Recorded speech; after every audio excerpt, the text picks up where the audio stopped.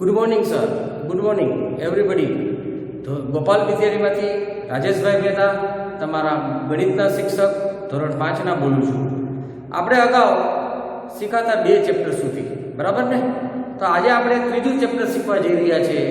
તેનું નામ છે કેટલા ચોરસ. શું નામ છે? કેટલા ચોરસ. તો બાળ મિત્રો, આ ભૂમિતિનું ચેપ્ટર ગણવામાં આવે છે. તમારે જેમ ગણિત છે ને 3 ભાગ હોય, બીજગણિત, અંકગણિત અને ભૂમિતિ. પણ હવે બધું મિક્સ થઈ ગયું છે ભેગું. આખું ગણિત છે એને જનરલ મેથ્સ કહેવામાં આવે છે. તો હવે એ રીતે ગણવામાં આવે છે. માટે આજે આપણે શીખશું કેટલા ચોરસ. તો બાળ મિત્રો, એની અંદર 2 વસ્તુ શીખવાની છે તમારે આજે. પહેલું કે ભાઈ એની અંદર પરિમિતિ. કોઈ પણ આકૃતિ આપેલી હોય, આકૃતિ એટલે કે કોઈ આવી સ્ક્વેર આપેલા હોય, એની પરિમિતિ કેમ ગોતવી, અને એની અંદર તમે બીજું છે કે એનું ક્ષેત્રફળ. 2 વસ્તુ તમારે આખા ચેપ્ટરમાંથી શીખવાની છે. 2 જ વસ્તુ, પણ બહુ ધ્યાનથી શીખશો અને તરત તમને આવડશે, બરાબર ને? તો 12 મિનિટ તો રેડી છો? આજે આપણે શીખવા જઈ રહ્યા છીએ કેટલા ચોરસ. તો પહેલો પ્રશ્ન તમે વાંચો. શું લખેલું છે કે નીચે આપેલા આકારોની પરિમિતિ શોધો. તો બાળ મિત્રો, પરિમિતિ એટલે શું? પરિમિતિ એટલે બધી બાજુનો સરવાળો. સમજો છો ને બાળ મિત્રો? હજી કહું છું, કોઈ પણ એક આકૃતિ હોય, બરાબર? ધારો કે આપણે આકૃતિ જોઈએ, અહીંયા એક એક્ઝામ્પલ સમજાવું છું કે ભાઈ એક આકૃતિ આપેલી છે.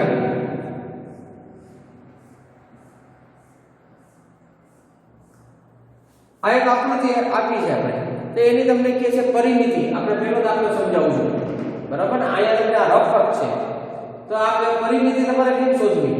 તો પરિમિતિની અંદર જેટલી બાજુ છે, એક બાજુ, બીજી બાજુ, ત્રીજી બાજુ, ચોથી બાજુ, 4 બાજુ છે, બરાબર? તો અહીંયા તમારે આપણે શીખવાનું છે.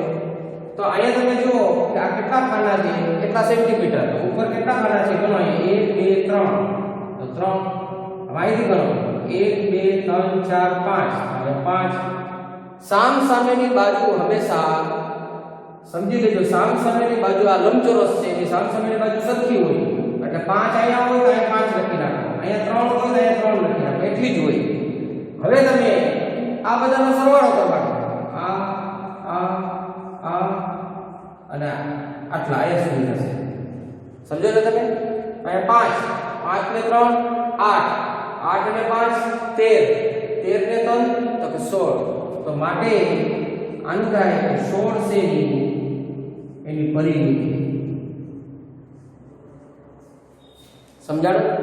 તો એ રીતે આપણે ગણવાનું છે તમારે. સમજો, ફરીથી સમજાવું છું કે નીચે આપેલા આકારોની પરિમિતિ શોધો. તો આ કેવો દાખલો છે? મેં તમને કીધું કે બધી બાજુના માપનો સરવાળો એને કહેવાય છે પરિમિતિ. તો ઉપર જુઓ, ઉપર કેટલા ખાના છે એટલા સેન્ટીમીટર ગણવાના. એક ખાનું છે એ 1 સેન્ટીમીટર નું હોય, 1/1. 1 સેન્ટીમીટર ઇન્ટુ 1 સેન્ટીમીટર એટલે 1 સેન્ટીમીટર ગુણ્યા 1 સેન્ટીમીટર નું ખાનું હોય. તો તમે ગણો 1 2 3 4 5, આ 5 લખી નાખો. આ બાજુ ગણો કેટલા છે? 1 અને 2, અહીંયા 2. તો બાળ મિત્રો, હમણાં તમને સમજાવ્યું હતું કે લંબચોરસની અંદર સામેના માપ સરખા હોય. માટે અહીંયા 5 છે તો અહીંયા 5, અહીંયા 2 છે તો અહીંયા 2. બસ. હવે આ બધાનો સરવાળો કરી નાખો. એનો મતલબ શું થયું કે 2 + 5 + 2 + 5, એ બધાનો સરવાળો કરો. બધી બાજુના માપના સરવાળાને પરિમિતિ ગણવામાં આવે છે. એનો નિયમ છે. તો તમે ગણો અહીંથી 2 ને 5 તો કે 7, 7 ને 2 તો કે 9, 9 ને 5 તો સમજે બેડી 9 ને 5 કેટલા થાય? 14. માટે તમે લખશો કે 14 સેમી પરિમિતિ.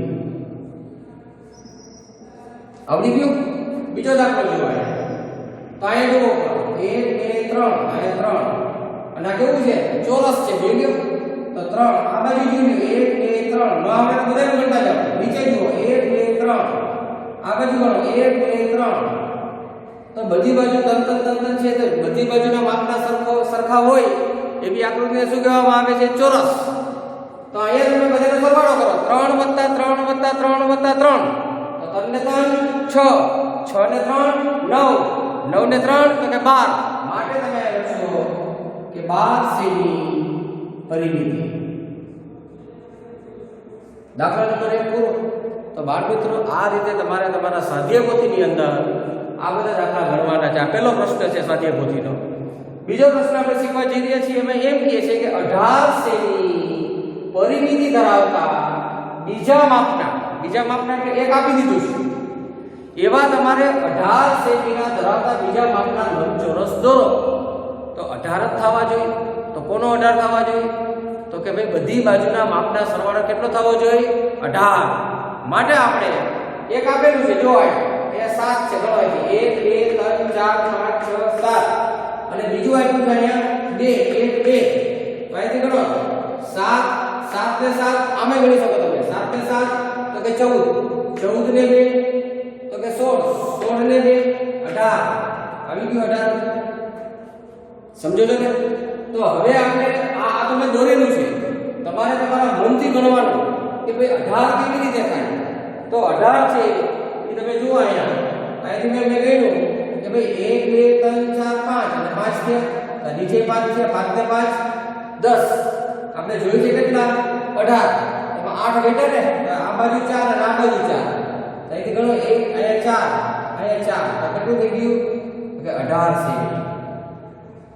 કારણ કે કીધું ને તમને કે 18 સેમી પરિમિતિ ધરાવતા બીજા માપના બે લંબચોરસ દોરો. હવે બીજું જુઓ તમે એ જ રીતનું નહીં. તો તમને તમારે પહેલા વિચારવાનું, આ તમારે જાતે કરવાનું છે. માટે તમે પહેલા વિચારો કે 18 પહેલા આપણે લંબચોરસ જોઈએ છે. તો 18 ની અંદર જોઈએ, ધારો કે 6 6 12 ત્યાં, બરાબર ને? તેનો મતલબ કે 6 આમ લેશું આપણે. અહીંયા મેં એમ જ કીધું છે 1 2 3 4 5 6 6 12. હવે 12 માં આપણે કેટલા ઘટે? 18 બનાવવા છે. તો 18 માંથી 12 કાઢી નાખો તો કેટલા વધે? તો 3. તો 3 ને 3 6, તો 3 લાઈન કરવાની. સમજો છો ને બધાય? તો અહીંયા તમારે 6 સેમી 6 સેમી 3 સેમી 3 સેમી, તો કેટલા થઈ ગયા? 18 સેમી. આ બીજું છે. તો એનો મતલબ બાળ મિત્રો કે અહીંયા એક જ દાખલો તમને આપ્યું છે, એના ઉપરથી તમારે 18 સેમી વાળા બીજા પરિમિતિના દાખલા ગણવાના હતા. તો આ બીજો દાખલો. હવે આપણે શીખવા જઈ રહ્યા છીએ ત્રીજો દાખલો. એમાં છે ક્ષેત્રફળ. તો સૌપ્રથમ ક્ષેત્રફળ કોને કહેવાય? તો બાળ મિત્રો પહેલા સમજો કે કોઈ પણ જગ્યા હોય એ રોકેલી જગ્યાને ક્ષેત્રફળ કહેવાય છે. ધારો કે એક બગીચો છે, તમને સમજાવું. આ એક બગીચો છે, બરાબર? આ બગીચો છે. સમજવું એક એક્ઝામ્પલ આપજો આ દાખલા માટે. આ એક બગીચો છે. તો બગીચાની લંબાઈ એમાં લખ્યું છે કે 15 મીટર, આમાં લખ્યું છે 15 મીટર, બરાબર? આમાં મીટરમાં હોય, સેમીમાં ન હોય. તો સામે કેટલી હોય? 15 મીટર, બરાબર? પણ અહીંયા એમ કે છે કે ભાઈ એની અંદર 6 મીટર એની પહોળાઈ છે, 6 મીટર. તો એનો મતલબ એમ થયો કે આ જગ્યા રોકી છે, જે જગ્યા રોકી આ બધી જગ્યા છે.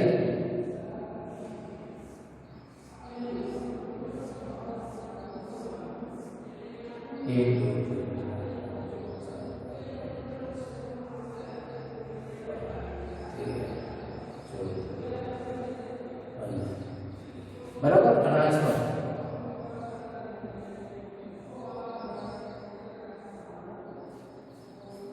તો આ બધી જે જગ્યા રોકી છે, દેખાય છે તમને? આ બધી જગ્યા, આ જેટલી જગ્યા છે આ બધી જગ્યા રોકી છે. તો એ જે ભાગ છે, બરાબર, આ બધો ભાગ છે એને કહેવાય છે ક્ષેત્રફળ. ક્ષેત્રફળ. અંદરનો જે ભાગ રોકેલો છે એને કહેવાય છે ક્ષેત્રફળ. તો એનો મતલબ એમ છે કે જેટલી જગ્યા જેટલા ખાના છે એ એનું ક્ષેત્રફળ ગણાય. અગાઉ આપણે શું શીખાતા? પરિમિતિ. તો પરિમિતિ શીખાતા તો પરિમિતિની અંદર શું કહેતા હતા કે આ બધી બાજુ છે એના માપનો સરવાળો કરવાનો. જ્યારે ક્ષેત્રફળની અંદર શું કરવાનું? અંદરના ભાગનું ગોતવાનું, એને કહેવાય ક્ષેત્રફળ. તો પહેલો દાખલો છે કે ક્ષેત્રફળને અલગ અલગ રીતે દર્શાવો. તો અહીંયા આપણે 18 છે. તો એક સહેલી રીત તમને શીખડાવું કે 18 સેમી છે ધારો કે, તો એ ક્યાં પાડામાં આવે? એ પાડો તમને આવી જાય એટલે થઈ જાય. ધારો કે 18 છે તો પહેલો આપણે સમજીએ કે 2 નવા 18 એટલે 9 દુ 18. એનો મતલબ એમ થયો કે અહીંયા તમારે 9 ખાના થવા જોઈએ. કેટલા? 9. આ કરી આપણે 1 2 3 4 5 6 7 આ 8 અને 9 જોયું. તો આ ક્ષેત્રફળ કે છે, સમજો જી. ક્ષેત્રફળ કે એટલે તમારે એટલા ખાના થવા જોઈએ, એટલા ખાના થવા જોઈએ. 18 જ ખાના થાય જોયું. એનો મતલબ 9 દુ 18. આપણે શું કીધું? 9 દુ 18. એટલે આપણે કહીશું અહીંયા કે 9 ગુણ્યા 2. અહીંયા લખી નાખીએ 9 ગુણ્યા, એટલે આ 9, અહીંયા 9, અહીંયા 2, અહીંયા 2. હવે આનો સરવાળો નથી કરવાનો, સરવાળો નથી કરવાનો. તો જો આ જેટલી જગ્યા રહી હતી એ બધા ગણવાના.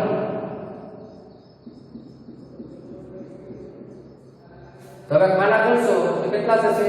18 છે. હવે બીજા 18 કઈ આવે? તમને ખબર જ છે કે 18 છે ક્યાં પાડામાં આવે? તો કે 6 ના પાડામાં. 6 તેરી 18. હવે તમારે સમજવાનું કે આમ 6 જોશે. બે કીધું છે ને કે અલગ અલગ રીતે દર્શાવો. અહીંયા આમ છે, આ 6 અને આમ 3.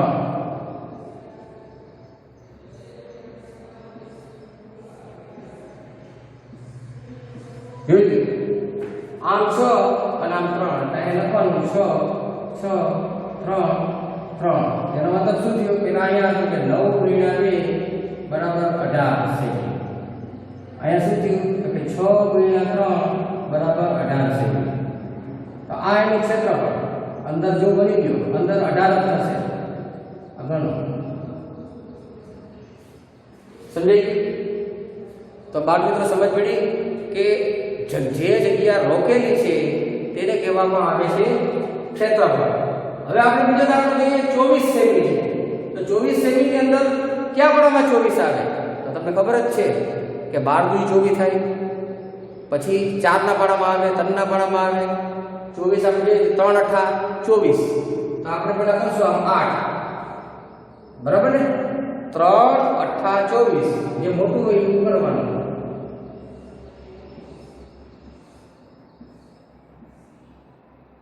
1 2 3 4 5 6 7 8 8 ને પણ થઈ ગયા. જોયું?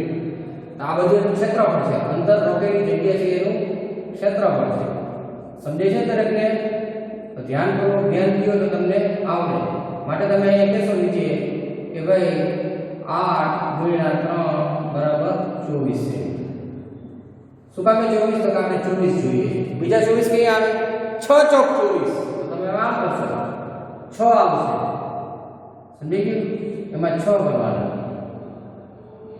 6 ચોક 1 2 3 ને 4 થઈ ગયા. આ 6 2 3 4 6 થઈ ગયા. જો આ બધા ગણો 1 2 3 4 5 6 7 8 9 10 11 12 13 14 15 16 17 18 19 20 21 22 23 અને 24. આવી ગયા 24. 24 ખાના થવા જોઈએ. એટલે કે બે અલગ અલગ રીતે લીધી છે. માટે તમે કહેશો અહીંયા કે ભાઈ 6 ચોક 24 છે. આ એનું ક્ષેત્રફળ. સમજાણું બાળ મિત્રો? હવે આવે છે પ્રશ્ન નંબર 4. એમાં આપેલું છે કે નીચે આપેલા આકારોમાં ક્ષેત્રફળ શોધો. તો એની અંદર ઘાટું શબ્દ તમને દેખાશે. જો આ ઘાટું દેખાય છે, એરો જેવું છે. તો મેં હમણાં તમને સમજાવ્યું કે ક્ષેત્રફળ કોને કહેવાય? તો કે રોકેલી જગ્યાને ક્ષેત્રફળ કહેવાય. પણ અહીંયા જુઓ, અહીંયા આખા ખાના છે અને કોક જગ્યાએ અડધા ખાના છે. સમજવાનું છે. તો અહીંયા પહેલા આખા ખાના છે ને ગણી લ્યો. આ તમને દેખાય છે ને? આવું બુલેટ જેવું છે. દેખાય છે એરો? આ દેખાય છે ઘાટું? ગામ છે ને આવું. ચોરસની અંદર, ખાનાની અંદર એક આકૃતિ આપેલી છે. એ આકૃતિની આપણે ક્ષેત્રફળ શોધવું. તો પેલા આખા ખાના ગણા 1 2 3 4 5 6. તો આખા ખાના શું લખાય અહીંયા? આખા કેટલા છે? તો કે 6. પછી તમને અડધા દેખાય છે. દેખાય છે ને અડધા? એવા ચોકડી મારો 1 2 3 4. અહીં લખવાનું અડધા. અડધા કેટલા છે? તો કે 4. તો જે હોય એને 2 થી ભાંગી નાખવાનું. કારણ કે અડધાના અડધા કરવાના છે. જો ડાયરેક્ટ કરો અડધાના અડધા તોય ચાલે. કારણ કે અડધાના આખા બનાવવા હોય તો એને 2 થી ભાંગવા પડે ને. માટે તમે કહેશો કે ભાઈ એના કેટલા થશે? બરાબર 2. તો આનો નાનો સરવાળો કરવાનો. તો 6 ને 2 કેટલા થાય? તો કે 6 ને 2 8. અહીંયાનું 8 સેમી આ આકૃતિનું ક્ષેત્રફળ થયું. હવે એ બીજો દાખલો જોઈએ. જુઓ, એક આકૃતિ છે, એની અંદર એક તમને દેખાય છે ત્રિકોણ આકારનું આપેલું છે, દેખાય છે ને? તો આની જેમ જ અડધા કેટલા, આખા કેટલા, સોરી આખા પહેલા ગણવાના, પછી અડધા ગણવાના, અડધાના શું કરવાના, પાછા અડધા, તો એ આખા થાય. માટે તમે અહીંથી કરશો, અહીં પહેલા ટીક કરવાનો આકૃતિમાં. આખા કેટલા છે? જો 1 2 3 4 5 6 છે. કેટલા છે? 6. એટલે તમે લખશો અહીંયા આખા, તો કે 6. હવે અડધા કેટલા છે? અડધા કેટલા છે? ગણો અહીંયા 1 2 3 4. આ 4 ભાગ્યા 2, તો 2 ભાગ્યા 4 ભાગ્યા 2 એટલે કેટલા થાય? 2. તો આ બેનો સરવાળો કેટલા થાય? 6 ને 2 આને કરવાનો આન્સર 6 ને 2 8. માટે તમે કહેશો કે 8 સેમી એ આકૃતિનું ક્ષેત્રફળ. તો બાળ મિત્રો તમને સમજાણું કે તમે ખબર પડી કે બે વસ્તુ શીખવાની છે કે પરિમિતિ એટલે બધી બાજુના માપનો સરવાળો, એને કહેવાય છે પરિમિતિ. ક્ષેત્રફળ એટલે શું? તો કે ક્ષેત્રફળ એટલે રોકેલી જગ્યા છે, એને કહેવાય ક્ષેત્રફળ. તો રોકેલી જગ્યા અંદર જે જગ્યા રોકી છે એને તમે ખાના ગણો. આખા ખાના હોય તો એ એનું ક્ષેત્રફળ. પછી આખા ને અડધા હોય તો આખા પહેલા અલગ કાઢવાના, અને અડધા છે એના પાછા અડધા કરો. તો એના અડધા કરવા માટે આપણે શું કરવું પડે? 2 થી ભાંગવું પડે, અને પછી એને ભાંગીને જે જવાબ આવે ઈ અને આખા છે એ બેનો સરવાળો કરો, એટલે ઈ તમને આકૃતિનું ક્ષેત્રફળ સમજાઈ જાય. તો બાળ મિત્રો તમને સમજાણું આ અઘરું નથી, ધ્યાન રાખો તો સાવ સહેલું છે. અને જેમ જેમ હું તમને ચેપ્ટર કરાવતો જાઉં છું એમ તમારે પોતાના સ્વાધ્યાય પોથીની અંદર એ બધાને તમારે એક્સરસાઇઝ પૂરતું જવાનું છે. આપણે 2 એક્સરસાઇઝ થઈ ગઈ, એ ન કરી હોય જે વિદ્યાર્થી હોય એ પૂરી લેશે. અત્યારે આપણે ત્રીજો લેસન નાને છે, 4 લેસન કરવાના છે ઓગસ્ટ સુધીમાં. હજી આપણે પાછળ છીએ, માટે આપણે ઝડપ રાખવાની છે. બને ત્યાં સુધી સ્વાધ્યાય પોથી પૂરતા રહેજો. Okay, thank you so very much. જય હિન્દ.